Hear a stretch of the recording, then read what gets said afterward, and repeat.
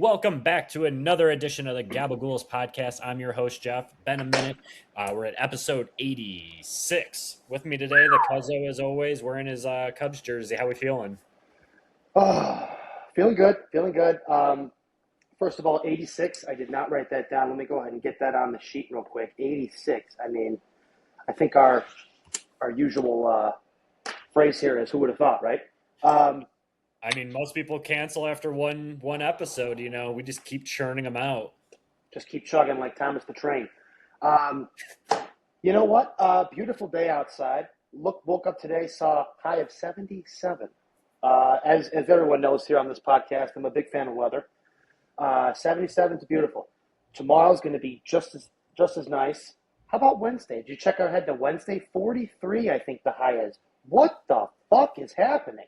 This is like the 8th time this has happened already this year, where we get a couple of these super unseasonably warm days, right? And then it just plummets like 30, 40 degrees.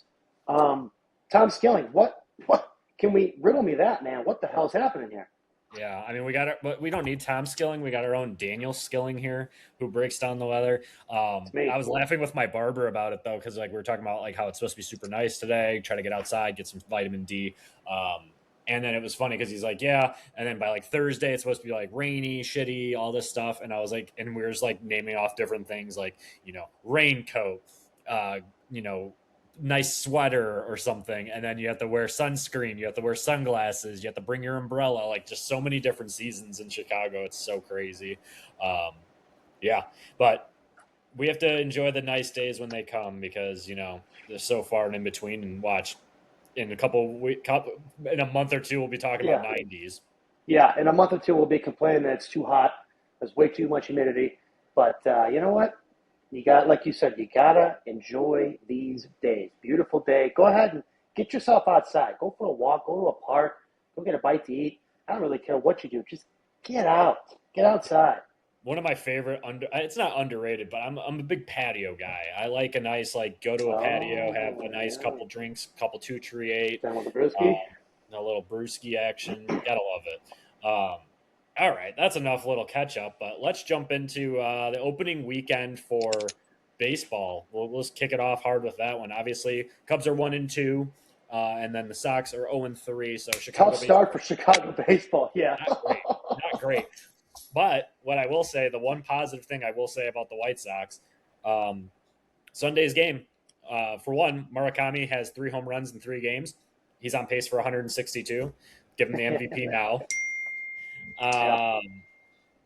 And then the second part of it, obviously, is that, we had Kelson Montgomery hit a first inning grand slam, which is cool. And also, I think we had the first home run of the year as a leadoff with Chase Mydrith on what was it, Thursday when opening day was. Didn't know this, but that was the first time in Sox history that somebody hit a leadoff home run on opening day to kick off the season. Yeah, it's interesting because even though you guys are 0-3 and we're 1-2, there were some positive takeaways from, that first tough opening weekend, if you will. Starting with you guys, you already mentioned Murakami. You got to love the on-pace stats, right? Right when someone gets off to a good start, you hit 2 homers your first 2 games. Oh, he's on pace for, 150 homers this year. Okay, well, that'll shrink. We know that. But we've already mentioned if Murakami hits you at 30-plus this year, that's a positive first year for him. And he's got legit pop, right? You're playing in Milwaukee that first series, so great place to hit indoors. I don't know if they had the roof open or closed in that series, but doesn't really matter. The ball flies over there, gets off to a really good start. And there's a lot of guys that have gotten off to a really good start this year that we'll get into in a minute, just a couple of them. But solid, hey, you get swept, but Milwaukee's supposed to be a good team again this year, and you can't put too much stock into it. Who do you guys have next? Miami. Just looked it up. We're in Miami. Oh, that's tough too. Yeah, I like Miami.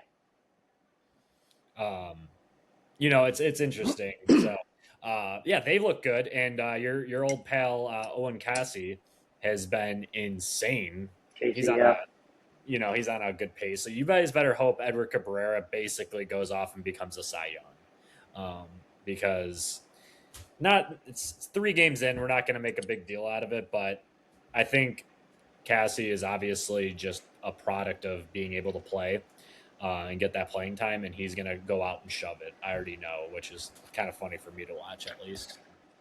How about first couple games of the season? He's hitting 500. He's already got a home run and 4 RBIs. That home run, by the way, 2-run homer, bottom of the 9th inning, as a walk-off over Colorado. And quick note here, 5 walk-offs on Saturday. So I don't know if that's like a normal thing for the opening week, but a lot of walk-offs to start the season. And, we got a glimpse of Owen Casey a little bit, in the minors, and then really this World Baseball Classic. I mean, he had a good season last year in the minors, but this World Baseball Classic, man, I mean, I don't know if you saw any of Team Canada play, but, I mean, they were showing highlights of him, right? If you're just at least watching the highlights, and you're like, oh, man, he's already hitting. Like, okay, he was supposed to be the heir apparent to Kyle Tucker, who we had for 1 year, who I'm repping here, we were hearing Casey's name for the last couple of years, and it was like, okay, this guy's going to be good. Yeah, I know it's only a couple games. We'll see how he does first half of the year, let alone the first year, but seemed like a good move for Miami, who is a sneaky team I like this year. I don't know about you, but, I mean, if Sandy kind of comes back into form as that Cy Young pitcher that we all know he should be, Yuri Perez I love. I'm forgetting a couple of the other guys over there, but they've got some really good pitching, and they got a couple of nice young hitters too. And good for Casey. He's getting his everyday playing time. Kid's going to be good this year. Yeah. Enough said with that. I mean, they're just a decent team. Some crazy stats too. I know we were talking about it a little bit too. Is Chase DeLauder 4 home runs for the Cleveland Guardians. That was a name that it feels like forever that guy has been one of their top prospects that just hasn't. Yeah. Could be because we play like dynasty baseball, so we've seen it for a long time. But he's looked good. Shea Langeliers having another hot start to the start of the year, so good for him. Shea Langeliers. Yeah, no kidding. It'll be interesting because you got guys that are struggling too that were on Cal Raleigh since the World Baseball Classic has been just horrific. I think he led off the season for the opening because I don't think he got a hit in the World Baseball Classic. And then for the obvious start to the season, I think it was 2 or 3 games in, he was 0 for 8 with 8 strikeouts. I'm like, holy crap, man. The dude cannot see the ball right now. You know what? I think we all expect him to get going and have another good season, but I think everybody will tell you he's not going to have that type of season because that's just an incredible year that he had last year, hitting over 60 home runs. The guy's probably exhausted still from last year. He caught almost every single game, if not almost every game. And, I mean, you know what? He might be having a tough start to the year. How about just jumping back on the hot train for a second? You mentioned DeLauder with 4 homers. You mentioned Shea, who's got 3 with your buddy Murakami. How about Sal Stewart on Cincinnati? Have you seen this kid? He's hitting 700 to start the year. 700. Being a beach ball up there, my friend. Jesus Christ. I mean, you know what? It's only 3 games in, so obviously we got to pump the brakes, as everybody likes to say. Of course. Even the Murakami thing, he's got 3 home runs. It's great. Obviously, Sox are 0-3. They're not going to be they're going to be a bad team. Their bullpen is really bad. I thought their bullpen might have been a little bit better based off of the guys they brought in, but that pitching staff is horrific. And unless it's only 3 games. Maybe next week I'll be talking about how they, had 6 shutout innings, but my goodness, and then you pay for Dominguez, right? You give him the 2-year, $20 million, and the dude blew the save yesterday. Yeah, well, you know what? It's early. Let's just put it this way. All right. So early. Anyway, very early. Anything else? Any Cubs news you want to talk about? Cubs news. Well, I know. Actually, yes. Real quick, we extended PCA right before the season started. We got him on, I believe it was a 6-year deal. So um, that's looking like a bargain. I think it's like 100 something million. So, I mean, if he And does anything what he did last year and he's a little bit more consistent, I mean, you heard the rumors of everybody saying, "Oh, he could be the MVP this year after the first half of the season." And I mean, I think everybody's like, "All right, hold on." There's a guy named Shohei Ohtani, hits and pitches. Guy's probably going to win the award the next 8 years. But I mean, you know what? It seems like that's a bargain for him. Love that he took maybe a team friendly deal, if you will. It's only been 1 year, I get it, but that was really nice. And then how about Nico Horner too? Just extended him for 6 years, and that one kind of came out of nowhere because his name's been floated to be traded the last 2 or 3 years. yeah, I think it just speaks volumes too about like that team. And I think that people are kind of because is Matt Shaw starting for you guys? Is he like I think healthy? the only reason he's been playing right now is because Seiya is injured to start the year, and Right. once he's back, I think they're going to reconfigure a little bit. No offense to Matt Shaw, I love you, buddy, but and Cubs fans, we love Nico, right? He's a guy we all know he's not going to hit you a lot of homers, but he's not that type of guy, and every team can use a Nico Horner when you're hitting about Oh yeah, 300, and then his Gold Glove defense. The guy's got great speed, he's got great hustle. He's everything you want in a ball player. So we love Nico, and that's a great deal, and it's great to see he's going to be here for a little while. yeah, absolutely. I couldn't agree more. Seeing him out there for you guys is good, and then obviously, like you said, you re-signed him, so that's huge. So we'll see how the rest of the season starts shaping out. Obviously, 3 games in, we'll keep it rolling. But moving in, go ahead. I got one more for you. I want two more for you real quick for hot starts to the season. How about your buddy Louis Robert on the Mets, huh? 11 at bats, hitting 455, got a dinger, 5 RBIs. Yeah, it's fine because he does this every year, and then he gets hurt, and he'll be out for 2 months after that. So, unfortunately, it's business as usual. He did make some comments that was kind of annoying, though. That he said like it's nice playing in front of fans or whatever. It's like, well, yeah, the team was fucking dog shit. Why nobody wants to go to the ballpark and watch a dog shit team? So You got a point there. And it's cold when we start the season, too. yeah, it's And cold. We start the season, team's dog shit. Luis Robert will, do like what he's doing now and then be out for 3 months. So he never played. So yeah. Anyway, yeah, that one I figured it was going to happen. Unfortunately, all right, actually, two more things here. Mike Trout, too. How yes. about his start to the year? 13 at bats, 462's, got 2 dingers, 1,500 OPS. Is Mikey back? I hope so. I was Oh, saying I think we all hope so. looks like it. So He's so good, man. And how about another ex-White Sox who went to Toronto this year, Dylan Cease, 12 yeah, strikeouts. yeah. I mean, that's once again we've seen it enough with the Padres too. He would do that, like, and he did it for us too. I think Dylan Cease is an interesting one because I had so many high hopes for him. Um, just in general. And then when we got rid of him, we didn't get anything in return. Drew Thorpe is still recovering from TJ, obviously, and wasn't very good when he was pitching recently. Yeah. Anyway, the point is that he does this. He'll have those games where he strikes out 12, looks unhittable, and then the next week he'll have he'll give up 4 home runs or give up 8 runs and so in 3 innings. So it's good. I'm rooting for him. We root for success on this podcast. So hoping him the best. We root for success on this podcast. You heard it here, folks. Put, Heard it put, here first. Hey, put it on a t-shirt.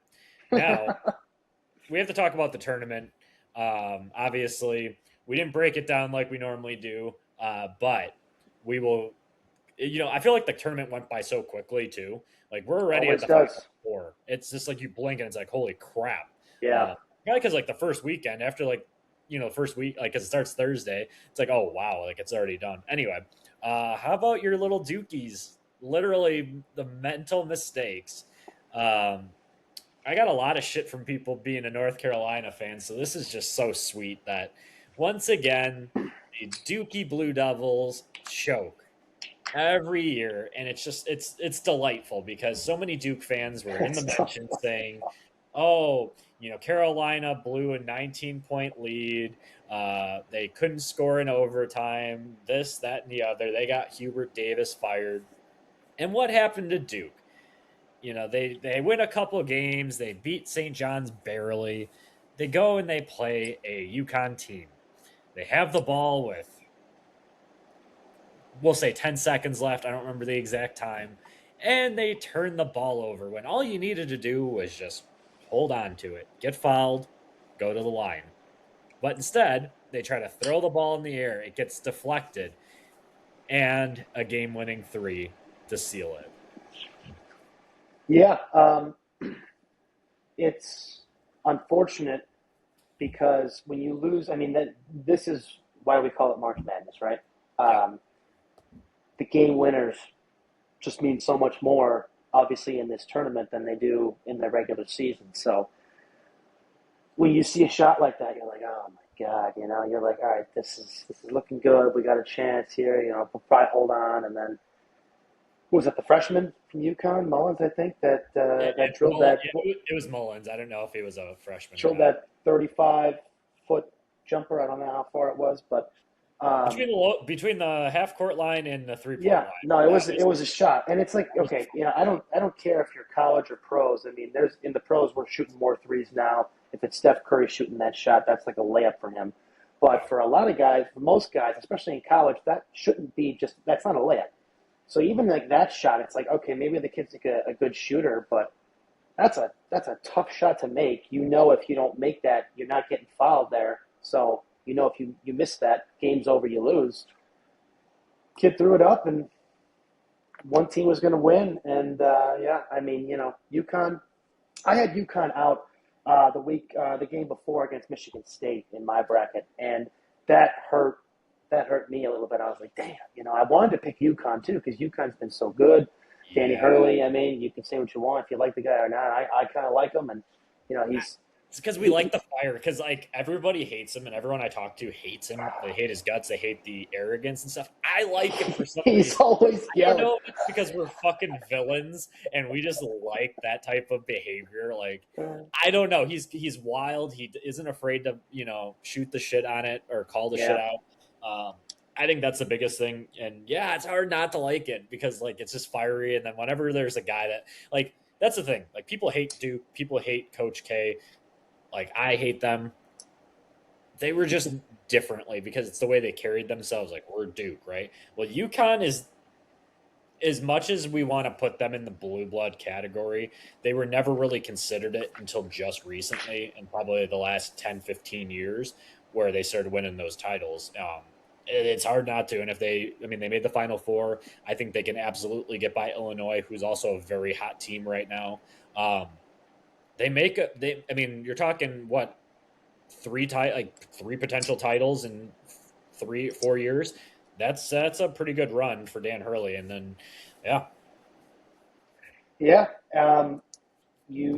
Absolutely. And yeah, I mean, I don't know. I looked at this UConn team and I said, you know what? They're playing Michigan State. Legendary Hall of Fame coach, and it's all said and done, Tom Izzo.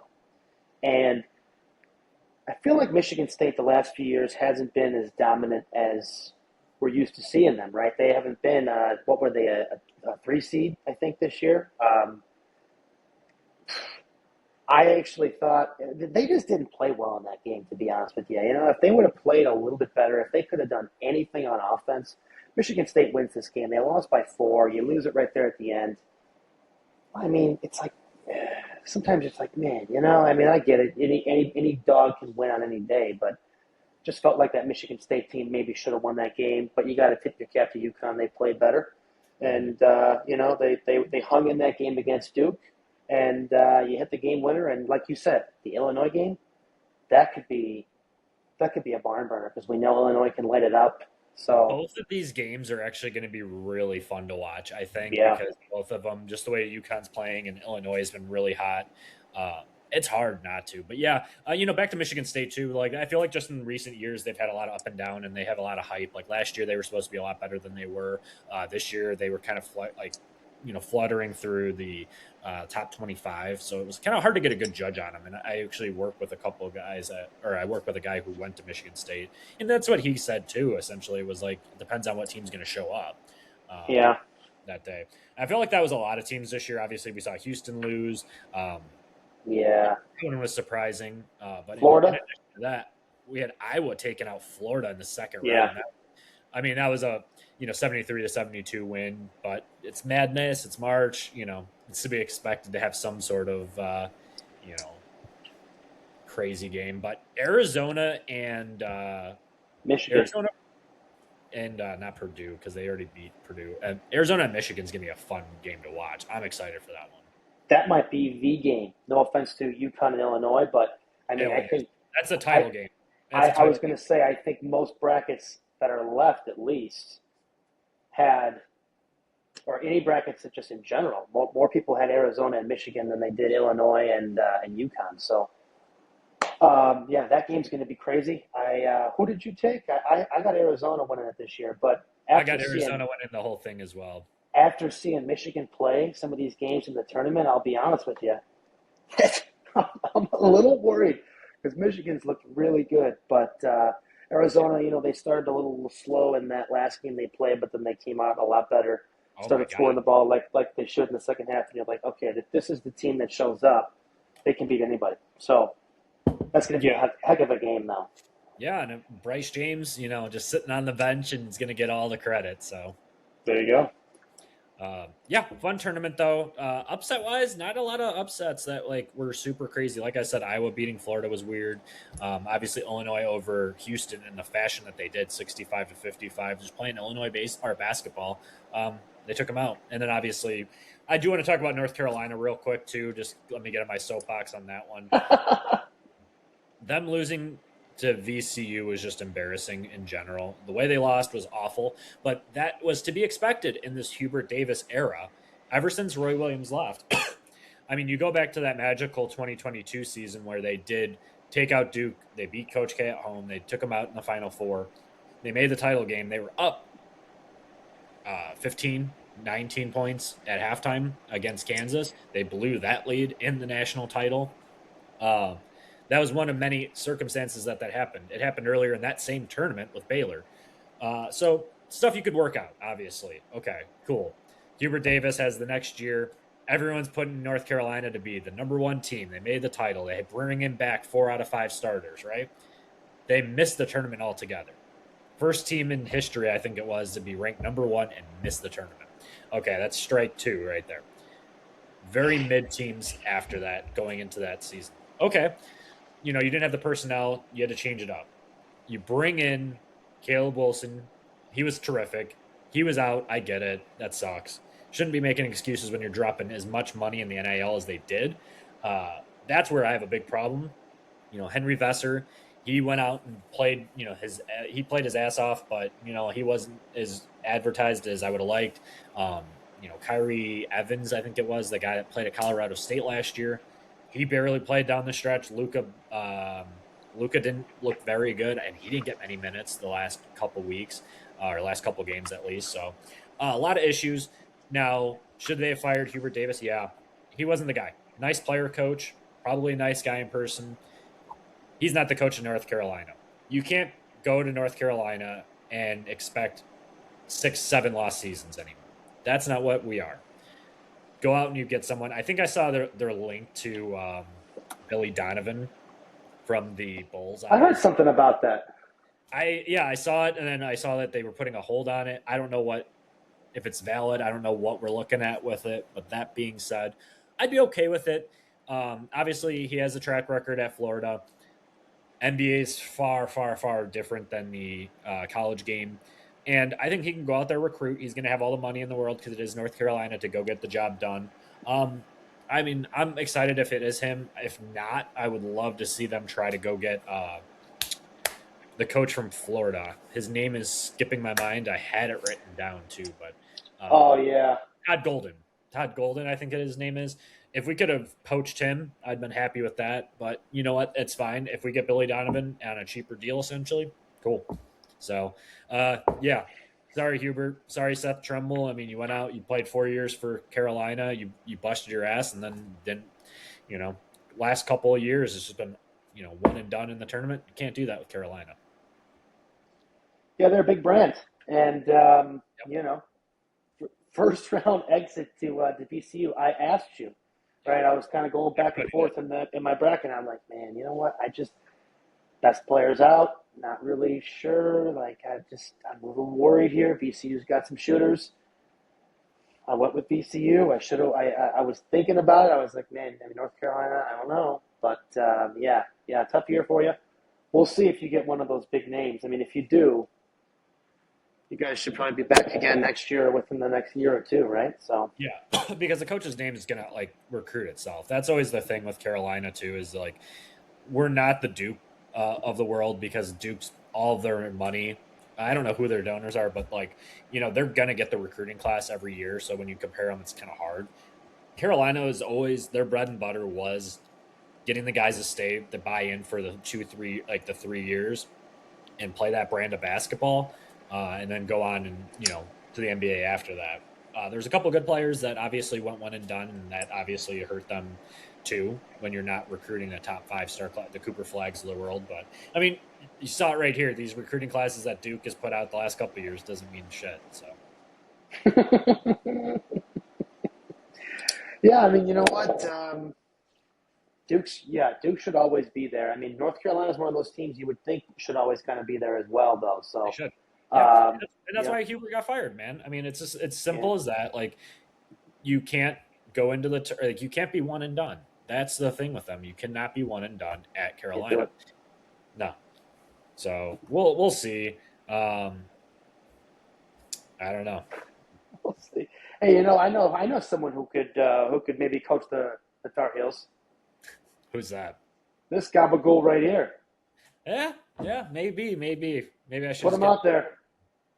Yeah. Oh, God, I don't even know if I'd want that headache. I'll take 15% of the cut, and yeah, since you're my agent. Yeah, just a cool 15. Cool 15. Make it a 12, and we'll be good. Oh Jesus! Negotiating already. Yeah. All right. Anything else? Anything else we want to talk about? Are we doing our division winners this week, or are we doing that? Do it. Hit me with them. Yeah, we got a couple minutes, so let's do it. Okay, National League. You want me to start? You want to start? You could go ahead and start. Hit me with all three in the National League. All right, we're going in the East. We're going with the Phillies again. I think Philly. I think that division. There's a couple teams that could win. I don't know if the Mets proved that much to me in the offseason, but I still think the Phillies, especially once they get Wheeler back, if Painter pitches well, got Luzardo. I like Philly. Central. Do I even need to? Yeah. Okay. We're gonna go with the Northsiders this year, and West Coast. Do I want to pick them? No, but we got to go with the Dodgers. Yep. Easy enough for me. Start off in the East. Give me the Mets. I think the Mets are going to be one of those not sneaky because they have a high payroll, but I think it's a team that's going to be pretty wire to wire. I think this year, I think they're going to get over whatever yips they had, and they have unlimited funds to get whatever they need. Okay. Central. Give me the Brewers. That's an easy pick for me. I think they're a solid team as always. I think that team's built to win. Mizorowski, and they always get those guys that come out of nowhere. The Jake Bowers, the different players that just pick up. They just come out and hit. So yeah, I don't know what they put in the water in Milwaukee, but they seem to consistently do it. And then obviously, don't even have to go too deep. It's going to be the Dodgers. That team is built to win forever. Okie dokes. I wrote those down, and then the American League. You want to start? You want me to go again? I could start, yeah. We'll go with the East. Give me the Toronto Blue Jays. I like the additions they made. I think that team is still built to win. That was the easy one for me, actually. Okay. Central, give me the Detroit Tigers. That one's easy. Guardians, we'll give them a run. But I think Tarek Skubal is too tough. And then they got Valdez as well. And that team just is young and they're ready. They're hungry. Okay. And for the West, this one's fun because this could go any sort of ways, except for the Athletics. I don't think the Athletics will win it, and the Angels as well, unless Mike Trout has a superstar season. Give me the Texas Rangers. I like Texas too. Yeah. All right, American League. I'm glad we did this because I picked a couple different teams, so we're going to see what we got at the end of the year. Give me the Yankees. I think the Yankees have an excellent team. I think once Cole comes back, Rodon's coming back in a couple of weeks, I think. Once you get those two rocking and rolling midway, halfway, 2/3 into the season, I think they're going to get rolling. AL Central, this was the interesting one for me. I wanted to go Detroit. I'm going with Kansas City. I like Kansas City. I like their staff. I think if Vinny P and Bobby Witt have good years, I think Michael Garcia's a really good hitter. They've got Salvi, who's still hitting, and that other catcher, Carter Jensen, whom they need to give more bats to. And they got your buddy Cags. Big year for him as well. And AL West, give me Seattle. I like Seattle. I love the addition of Brendan Donovan. I think he's going to be a guy that comes up and gets a lot of hits for them when they need him. J-Rod, this is a big year for him, too. I think offensively he can't get off to the slow start. They got to go. And I think they could get out to a nice lead with their rotation. I think the one team in that division that if Seattle doesn't win it, I also think it'll be Texas, especially if Texas stays healthy. Another great rotation. Corey Seager, one of my favorite players over there, is just a fucking stud. But I'm going with the M's. There you go. All right. Make sure you have that written down and highlighted so we can go back to it at the end of the season, sir. I got it. All right. Well, that was easy enough. Tune in next week for, I don't know, when's the national title for basketball? No, I don't have to look that up real quick before we close it out, but we might actually be. It's usually on a Monday, right? Yeah, usually. So it's April 4th is the game, the Final Four, so I'm assuming Monday. Or no, it's already – I don't know. I don't know when it's going to be, but we'll be able to break down at least the national championship review at worst. So we'll break it down. Well, a bunch of Gabagools. Hey, yo.